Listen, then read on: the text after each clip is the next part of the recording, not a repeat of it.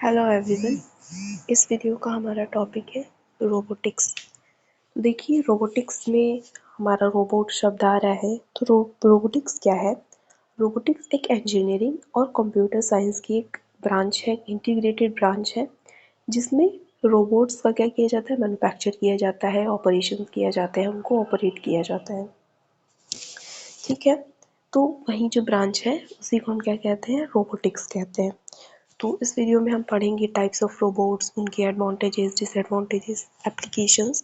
ठीक, ये सारी चीज़ें हम पढ़ेंगे। तो देखिए, robotics is a branch of engineering and computer science that involves the conception, design, manufacture and operation of robots.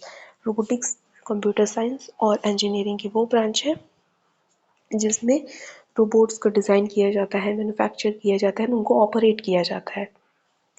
उसके बाद है दूसरी, ये कह सकते हैं हम डेफिनेशन है ये कि robotics is the intersection of science, engineering and technology that produces machines called robots that replicate और सब्स्टिट्यूट फॉर ह्यूमन एक्शंस।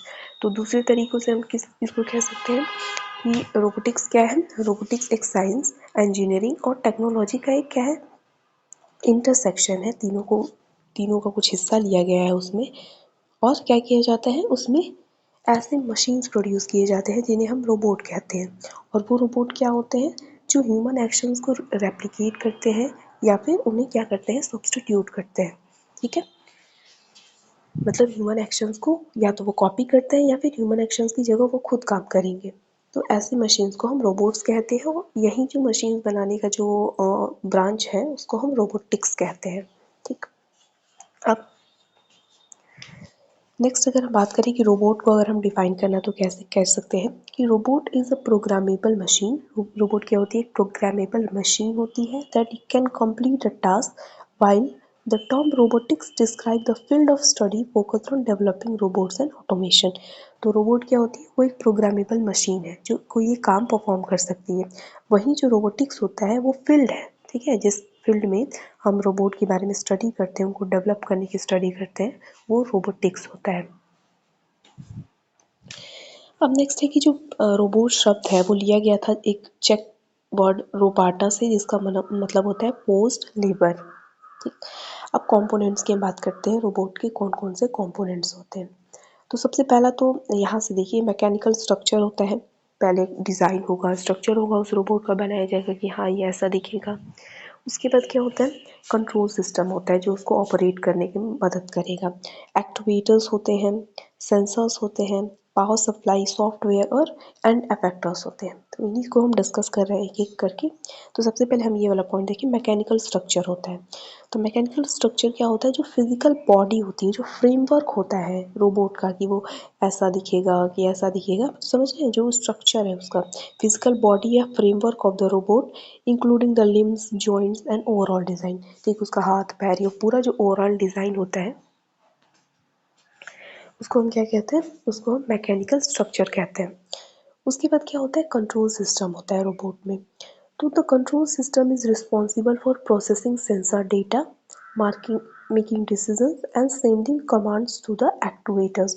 तो कंट्रोल सिस्टम क्या होता है? कंट्रोल सिस्टम ही रिस्पॉन्सिबल होता है जो भी सेंस करके वो डेटा लेता है उसको प्रोसेस करने के लिए, डिसीजंस लेने के लिए और एक्टुएटर्स को कमांड देने के लिए कंट्रोल सिस्टम रिस्पॉन्सिबल होता है। It can be a combination of hardware and software that enables the robot to operate autonomously और under human control। तो ये जो कंट्रोल सिस्टम होता है वो हार्डवेयर या सॉफ्टवेयर दोनों का क्या हो सकता है?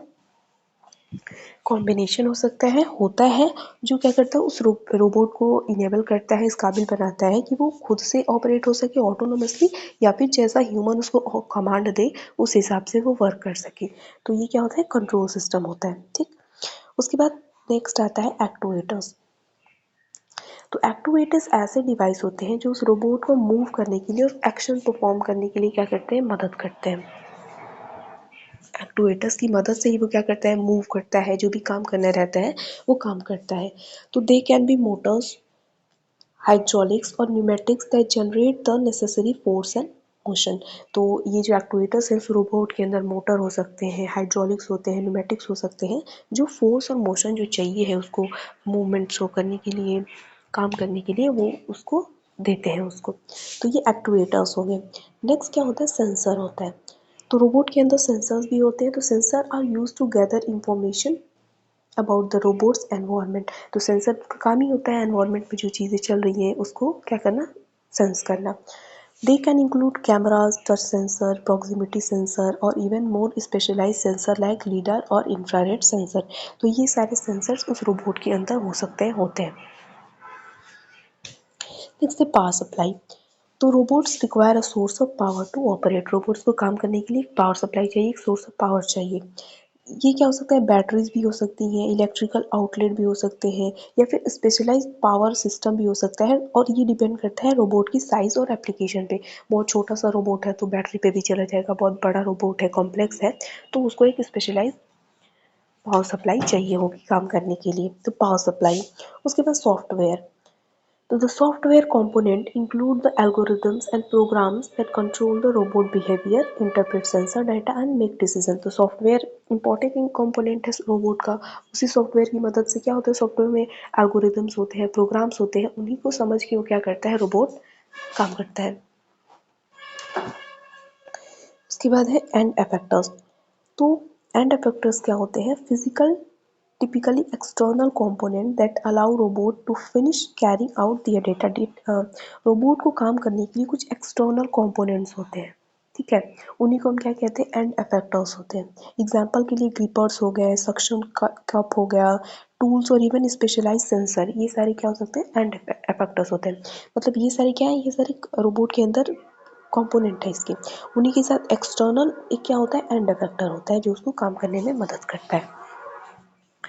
तो ये एक जनरलाइज रोबोट किसकी चीज़ों से मिलके बना होता है, उसके कंपोनेंट क्या क्या होते हैं, ये हमने डिस्कस किया। अब हम डिस्कस करते हैं टाइप्स की, कौन कौन से टाइप के होते हैं रोबोट। तो कई तरह के रोबोट डेवलप किए गए हैं, किए जाते हैं, अभी भी किए जा रहे हैं, ठीक। तो कुछ को हम डिस्कस करें। सबसे पहला है ह्यूमनॉइड रोबोट। जैसे इसका नाम है ह्यूमनॉइड। तो ये क्या करते हैं, ऐसे रोबोट जो ह्यूमंस को कॉपी करते हैं, ठीक। ह्यूमन बिहेवियर जो है उसको ये कॉपी करते हैं, ह्यूमन के जैसा काम परफॉर्म करते हैं। तो ये क्या होते हैं, ह्यूमनॉइड रोबोट होते हैं। तो ह्यूमनॉइड रोबोट्स और रोबोट्स दैट लुक लाइक और मिमिक ह्यूमन बिहेवियर, ये क्या कहते हैं, ह्यूमंस की तरह दिखते हैं और ह्यूमन बिहेवियर को कॉपी करते हैं। These robots usually perform human-like activities like running, carrying objects, and are sometimes designed to look like us, even having human faces and expression। तो ये जो ह्यूमनॉइड रोबोट्स होते हैं क्या करते हैं, ह्यूमन एक्टिविटीज जैसे करते हैं, परफॉर्म करते हैं, जंपिंग करना और कोई टास्क परफॉर्म करना। इसके साथ साथ ही इनको ऐसे डिज़ाइन किया जाता है कभी कभी कि ये ह्यूमंस की तरह दिखें भी और ह्यूमन की तरह फेशियल एक्सप्रेशन भी शो करें। तो ऐसे रोबोट क्या कहते हैं, ह्यूमनॉइड रोबोट कहलाते हैं। ह्यूमनॉइड रोबोट का एग्जांपल सोफिया सोफिया और एटलस है, ये छूट गया है, ठीक। सोफिया के बारे में आपने सुना होगा, एटलस, तो ये ह्यूमनॉइड रोबोट्स है। उसके बाद दूसरा है कोबोट्स। तो कोबोट्स कोबोट्स का फुल फॉर्म होता है कोलैबोरेटिव रोबोट्स। तो ये ऐसे रोबोट हैं जो ह्यूमन के साथ काम करने के लिए बनाए गए हैं, ठीक, उनको हेल्प करने के लिए। तो कोबोट्स और collaborative robots are robot design to work alongside human. Human के साथ साथ काम करने के लिए ऐसे रोबोट जो उनको कोलैबोरेट करते हैं वो कोलैबोरेटिव रोबोट कहलाते हैं। These robots prioritize safety by using sensor to remain aware of their surrounding, executing slow movement and ceasing action when their movement are obstructed। ये जो कोबोट्स होते हैं तो ये सेफ्टी को प्रायोरिटाइज करते हैं, अपने एनवायरनमेंट में जो भी चीज़ें चल रही हैं उनको सेंस करते हैं। अगर कोई खतरा महसूस होता है तो उस हिसाब से वो एक्शन लेते हैं उस हार्म को, उस डेंजर को ख़त्म करने के लिए। ये जो कोबोट्स होते हैं वो सिंपल टास्क परफॉर्म करते हैं, बहुत भारी भरकम काम नहीं करते हैं ये, ठीक। उसके बाद है नेक्स्ट इंडस्ट्रियल रोबोट। तो इंडस्ट्रियल रोबोट क्या किया जाता है, इंडस्ट्रीज में यूज़ किए जाते हैं, मैन्युफैक्चरिंग में और प्रोडक्शन प्रोसेस में यूज़ किए जाते हैं। जैसे ऑटोमेटिक जो टास्क होते हैं उनको परफॉर्म करने के लिए, जैसे असेंबली, वेल्डिंग, पेंटिंग, पैकेजिंग, ये सारी काम को परफॉर्म करने के लिए जब इंडस्ट्री में जो रोबोट यूज़ किए जाते हैं वो क्या कहलाते हैं, इंडस्ट्रियल रोबोट के अंदर आते हैं। उसके बाद है मेडिकल रोबोट। तो ये जो रोबोट होते हैं इनको इसलिए डिज़ाइन किया गया होता है कि ये मेडिकल जो प्रोसीजर्स हैं, प्रोसेसेस हैं, उनमें ये हेल्प करें। जैसे कि सर्जरी में, रिहैबिलिटेशन में, डायग्नोसिस में ये रोबोट्स हेल्प करते हैं। उसके बाद है एग्रीकल्चर रोबोट्स। तो एग्रीकल्चर रोबोट्स को एग्रीकल्चर पर्पसेस हेल्प करने के लिए बनाया गया है। ये जो रोबोट है प्लांटिंग, हार्वेस्टिंग और मॉनिटरिंग क्रॉप हेल्थ को मॉनिटर करने के लिए भी हेल्पफुल होते हैं। ये सारी चीज़ें देखते हैं वो। उसके बाद है माइक्रो रोबोटिक्स। तो माइक्रो रोबोट्स बनाने की जो एरिया है वो माइक्रो रोबोटिक्स होती है। और माइक्रो रोबोट्स क्या होते हैं, 1 मिलीमीटर से भी छोटे होते हैं, ठीक है। वो साइज में वेरी कर सकते हैं और बायोटेक रिसर्चर्स के द्वारा यूज किए जाते हैं ये, ठीक है। अब नेक्स्ट क्या करते हैं हम, यहाँ पे ये वाला आ गया कि use microbiotics to monitor and treat diseases.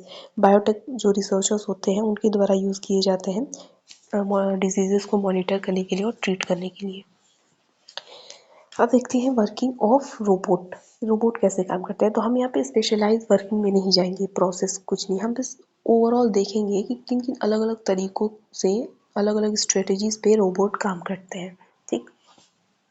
तो देखिए सबसे पहला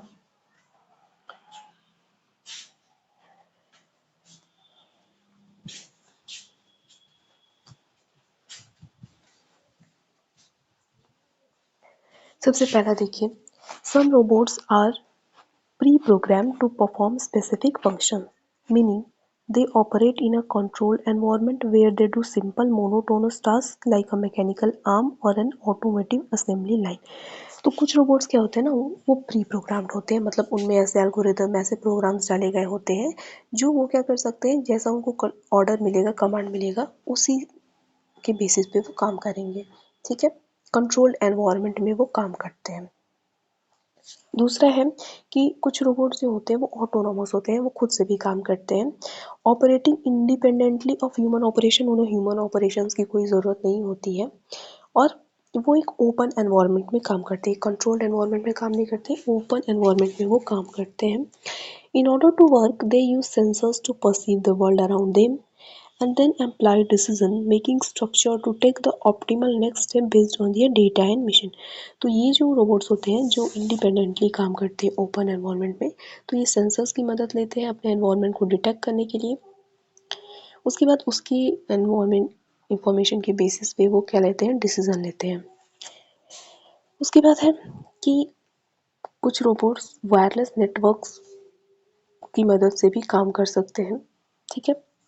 ये रोबोट जो वायरलेस नेटवर्क पे काम करते हैं वो टेली ऑपरेटेड रहते हैं और ये एक्सट्रीम जियोग्राफिकल कंडीशंस वाले एरिया में काम करते हैं जहाँ पे ह्यूमन का जाना मुश्किल है, खतरा है वहाँ पे, ठीक है। तो एग्जांपल अगर कुछ बात करें टेली ऑपरेटेड रोबोट्स की, तो ह्यूमन कंट्रोल्ड सबमरीन्स जो होते हैं उनको यूज़ किया जाता है अंडर वाटर पाइप लीक में, ठीक है। तो ये कुछ क्या है, एक जस्ट ओवरऑल वर्किंग है कि किन अलग अलग स्ट्रेटेजीज पे काम करते हैं, क्योंकि हम डीपली अगर जाएंगे कॉम्प्लेक्स वर्किंग में तो हमारी समझ के बाहर चला जाएगा वो। अब हम डिस्कस करते हैं एप्लीकेशंस, एडवांटेजेस और डिसएडवांटेजेस। तो सबसे पहला है मैन्युफैक्चरिंग। तो मैन्युफैक्चरिंग में क्या है कि इंडस्ट्रियल रोबोट्स जो होते हैं, जो अभी हमने वो देखा ना, टाइप्स देखा, आप इसको भी लिख सकते हैं क्योंकि एग्रीकल्चर में जो रोबोट यूज़ किए जाते हैं वो अलग पर्पज़ के लिए, इंडस्ट्री में यूज़ किए जाते हैं, मेडिकल में यूज़ किए जाते हैं, तो वो सब भी तो एप्लीकेशन ही है। तो ये चीज़ आप यहाँ पे भी लिख सकते हैं। तो सबसे पहला है मैन्युफैक्चरिंग। तो इंडस्ट्रियल रोबोट जो होती हैं उनको प्रोडक्ट को असेंबल करने के लिए, इकट्ठा करने के लिए यूज़ किया जाता है। आइटम्स को, प्रोडक्ट को सॉर्ट करने के लिए, फिर वेल्डिंग हो गया, पेंटिंग हो गया, ऑब्जेक्ट को पेंट करने के लिए, इन सारी पर्पसेस के लिए मैन्युफैक्चरिंग एरियाज़ में, इंडस्ट्रीज एरिया में रोबोट्स का यूज़ किया जाता है। इसके साथ साथ ही वो जो अदर मशीन्स हैं उनको फिक्स करने के लिए भी रोबोट्स का यूज़ किया जाता है। अगर उनमें कोई खराबी आ गई है तो उनको भी फिक्स करने के लिए यूज़ किया जाता है। और वेयर हाउस जो गोदाम होता है वहाँ पे सामान रखने के लिए भी रोबोट्स का यूज़ किया जाता है। उसके बाद है हेल्थ केयर। तो हेल्थ केयर सेक्टर में, मेडिकल सेक्टर में जो मेडिकल रोबोट्स होते हैं वो मेडिकल सप्लाईज को ट्रांसपोर्ट करते हैं, सर्जिकल प्रोसीजर्स भी परफॉर्म करते हैं और इमोशनल सपोर्ट भी प्रदान करते हैं। जो रिहैबिलिटेशन के थ्रू जा रहा है, जो डायग्नोसिस के थ्रू जा रहा है, तो उसको इमोशनल सपोर्ट प्रदान करने का भी काम करते हैं रोबोट्स। उसके बाद एक कंपेनियनशिप। तो कंपेनियनशिप में क्या है कि साथ देते हैं, ये कैसे साथ देते हैं कि जो सोशल रोबोट्स होते हैं वो चिल्ड्रंस को जो लर्निंग डिसेबिलिटीज़ है उनके पास, मतलब कुछ उनके नॉर्मल नहीं है चीज़, वो नहीं सीख पाते हैं, तो ऐसे ऐसे चिल्ड्रंस को सोशल रोबोट्स क्या करते हैं, उनका साथ देते हैं, ठीक है, उनके साथ लर्न कराते हैं उनको, एंड थेरेपेटिक टूल की तरह भी यूज़ करते हैं। पीपल विद डिमेंशिया, मतलब जिसको मेंटल डिसऑर्डर है, तो ऐसे पर्सन के लिए थेरेपेटिक टूल का काम करते हैं रोबोट्स। उसके बाद they also have business applications like providing in person customer services in hotels and moving products around warehouses. इसके बाद इनका बिजनेस एप्लीकेशन भी होता है, जैसे इन पर्सन कस्टमर सर्विसेज भी देते हैं। आप सुनते होंगे न्यूज़ में कि होटल्स में रोबोट रहती हैं, कस्टमर सर्विसेज प्रोवाइड करती हैं, तो ये इनका यूज़ है। उसके बाद है होम यूज़, तो होम्स में भी यूज़ किया जाता है रोबोट्स का अलग अलग पर्पसेस के लिए। जैसे कुछ रोबोट्स हैं वैक्यूम क्लीनर्स का काम करते हैं, उनको एक रोबोट है रूम्बा, वैक्यूम क्लीनर है ये। उसके बाद में कुछ होम रोबोट्स होते हैं, वो लॉ मूविंग रोबोट होते हैं। लॉ मूविंग मतलब जो घास काटने का काम करते हैं, वो जो लॉन में घास होता है उसको काटते हैं। फिर पर्सनल रोबोट असिस्टेंट भी होते हैं, जो म्यूज़िक प्ले करते हैं, चिल्ड्रन के साथ खेलते हैं और हाउस होल्ड काम में भी मदद करते हैं। तो ये होम यूज़ है रोबोट्स का। उसके बाद है सर्च एंड रेस्क्यू, तो सर्च और रेस्क्यू में भी रोबोट्स का यूज़ किया जाता है, जैसे कि जो लोग फ्लड में फंसे हुए हैं उनको बचाने में, फिर कोई रिमोट एरिया है वहाँ पे फूड सप्लाई करना है वहाँ पे, और put over fire conditions became to extend for firefighters. जब बहुत मान लीजिए एक्सटेंसिव आग लग गई है और वहाँ पे ह्यूमन जो फायर फाइटर्स है वो नहीं जा सकते, तो वहाँ पे भी रोबोट्स हेल्पफुल होते हैं। तो ये सारे कुछ एप्लीकेशंस हैं रोबोट्स के, अलग अलग एरियाज में इनका यूज़ किया जाता है। अब एडवांटेजेस और डिसएडवांटेजेस की बात करते हैं।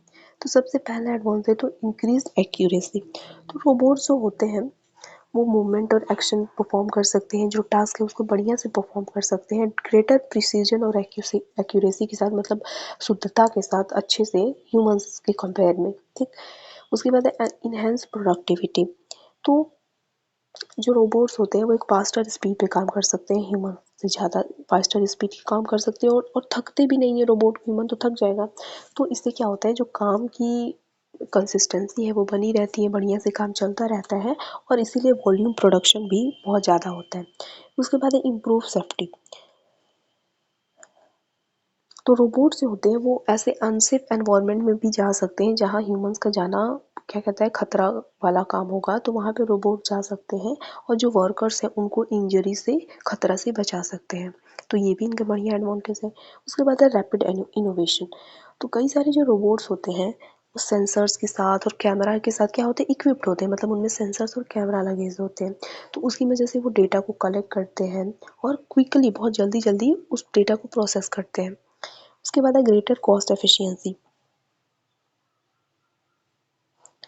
तो ग्रेटर कॉस्ट एफिशिएंसी का क्या मतलब है कि रोबोट सस्ता है नहीं है, ये बात नहीं है कि मान लीजिए एक बार रोबोट को किसी ने भी कंपनी इंडस्ट्री ने खरीदा, उसके बाद वो जो काम कर रही है इंडस्ट्री मैन्युफैक्चरिंग में कई कई सारा काम कर रही है, अभी हमने देखा कई सारा टास्क परफॉर्म करती है। तो उससे क्या होगा, जो फालतू फालतू का क्या मतलब जो ह्यूमंस वो काम करेंगे तो उसका पैसा वो बचाएगा। और सेम चीज़ सेम पॉइंट क्या होता है, एडवांटेज और डिसएडवांटेज दोनों भी है। कंपनी के पर्सपेक्टिव, फैक्ट्री के पर्सपेक्टिव से हम देखें तो उस कंपनी के मालिक को तो फ़ायदा होगा कि उसका बार बार जो खर्चा है वो बचेगा, क्योंकि रोबोट काम कर देगा। लेकिन अब हम ह्यूमंस के काम से देखें तो क्या होगा, जो ह्यूमन लेबर है वो कम हो रही है, ह्यूमंस को नौकरी नहीं मिल रही है, सारा काम तो वही कर ले रहे हैं, तो क्या हो रहा है, एम्प्लॉयमेंट डिक्रीज हो रही है। जो काम ह्यूमन कर सकता है वो रोबोट कर दे रहा है। तो सेम पॉइंट क्या है, एडवांटेज भी है और डिसएडवांटेज भी है, ठीक। दूसरा अगर हम नेक्स्ट देखें डिसएडवांटेजेस, हम देखें क्या क्या डिसएडवांटेज है रोबोटिक्स की या रोबोट की। तो पहला है जॉब लूजर्स ही है, रोबोट ह्यूमन के जॉब्स को क्या कर रहा है, रिप्लेस कर रहा है, ठीक। तो robotic process automation put human employees out of the work, ठीक। रोबोट क्या करता है, ऑटोमेटिक काम करता है, बहुत प्रिसाइजली काम करता है, इससे क्या हो रहा है, ह्यूमंस को नौकरी नहीं मिल रही है, specially those who don't have the skills to adapt to a changing workspace. और स्पेशली वो लोग के साथ जो क्या हो रहा है, समय बदलते समय के साथ खुद को अभी ढाल नहीं पाए, जिससे टेक्नोलॉजी बढ़ती जा रही है, तो उस हिसाब से हमें खुद को भी क्या करना होगा, इनोवेटिव बनाना होगा, टेक्नोलॉजी के साथ हमें सीखना होगा। तो वो लोग तो मान लीजिए और काम कर सकते हैं, लेकिन जो अडेप्ट नहीं कर सकते तो उनके लिए और ज़्यादा मुश्किल है। उसके बाद है लिमिटेड क्रिएटिविटी। तो लिमिटेड क्रिएटिविटी का मतलब क्या है कि ठीक है, रोबोट बहुत बढ़िया से काम करते हैं, प्रिसाइजली काम करते हैं, लेकिन वो अनएक्सपेक्टेड सिचुएशंस में काम नहीं कर सकते। एक्सपेक्टेड सिचुएशन में कर लेंगे, जो उनको चीज़ सिखाई गई है, बताई गई है, तो वहाँ पे वो काम बहुत बढ़िया से करेंगे। लेकिन ह्यूमन्स की तरह वो क्या है, अनएक्सपेक्टेड सिचुएशन में काम नहीं कर सकते। जैसा नहीं सोचा है वैसा हो गया, तो ह्यूमन्स तो वो चीज़ हैंडल करते हैं। भाई हमारे साथ तो डेली अनएक्सपेक्टेड चीज़ें ही होती रहती हैं। तो हम क्या करते हैं, ह्यूमन्स उस चीज़ को कंट्रोल कर सकते हैं, हैंडल कर सकते हैं, लेकिन रोबोट्स के सामने अगर कोई अनएक्सपेक्टेड सिचुएशन आ गई तो वो उसको हैंडल नहीं कर पाएगा। इसीलिए लिमिटेड क्रिएटिविटी होती है, ये इसका एक लिमिटेशन है। उसके बाद है डेटा सिक्योरिटी रिस्क। तो जो रोबोट्स होते हैं साइबर अटैक की चपेट में आ सकते हैं, और उनमें जो large amount of data stored है, ठीक है, वो क्या होगी, वो इंटरनेट से कनेक्टेड है तो क्या होगी, चला जाएगा वो तो भाई, हो सकती है उसमें बहुत ज़रूरी इंफॉर्मेशन है, तो एक बहुत बड़ी कमी ये भी है इसकी। उसके बाद मेंटेनेंस कॉस्ट। तो रोबोट जो हैं वो उनको मेंटेन करने में क्या हो सकता है, बहुत ज़्यादा खर्चा हो सकता है, एक्सपेंसिव हो सकते हैं। और अगर फॉल्टी इक्विपमेंट, गलत इक्विपमेंट, ख़राब इक्विपमेंट लग गया है उसमें, तो प्रोडक्शन प्रोसेस में, जो उनके काम करने के प्रोसेस में है, उसमें खलल कर सकते हैं, खराबी कर सकते हैं। उसके बाद है एनवायरमेंटल वेस्ट।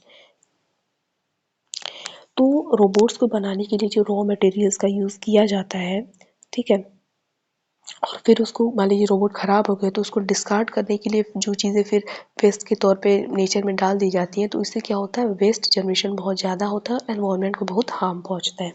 तो ये सारी क्या है, कुछ डिसएडवांटेजेस हैं रोबोट के, मतलब एडवांटेज भी है और डिसएडवांटेज, दोनों चीज़ें हैं, और हर चीज़ का एडवांटेज होता है, डिसएडवांटेज होता है। तो इस वीडियो में हमारा इतना ही टॉपिक। अब नेक्स्ट वीडियो में हम नेक्स्ट टॉपिक देखेंगे।